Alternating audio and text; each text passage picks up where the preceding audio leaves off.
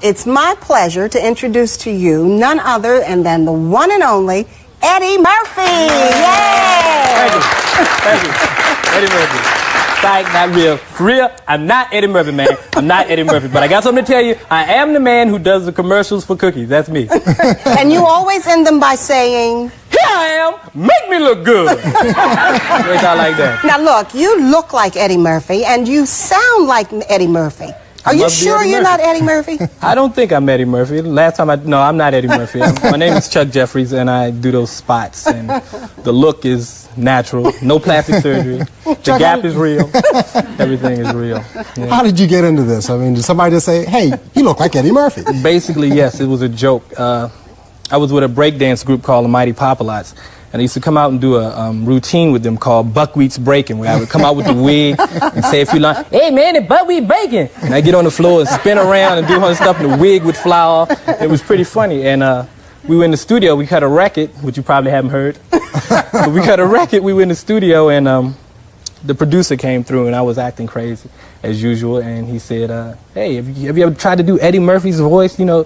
And I said, "Not really." So he said, "Let's try to make a commercial." You know, he had some stores called Discount Mart. Shouldn't say that against him. No, you shouldn't say that. No commercial. He had some stores, and I did a commercial for the stores, and it went real big in D.C. And then we hooked up with the people at the other store. And we know that history. Now tell me, what was the first thing that you did to kind of mimic Eddie Murphy?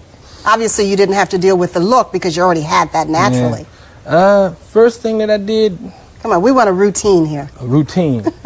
Well, some of the stuff people, when I used to go out, people used to always say, "You funny, man. Do Aunt Bunny, do Uncle Gus, do this, you know, do that." And so people would say a certain part of an act that he would do, and I would imitate that. Anybody out there want anything in particular? What do you think Eddie Murphy would say if you... What's that?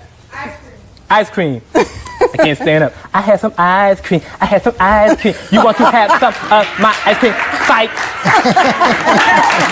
What do you think Eddie Murphy would say to you if he came here now on City Line and saw you and heard you doing an imitation of him? "My lawyers will see you tomorrow.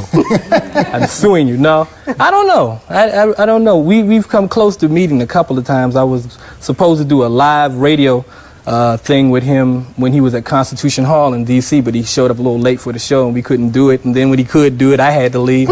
And so it was one of those deals where it's like he actually turned down Eddie Murphy, but you know, and we didn't get to meet that time. But he knows I'm here.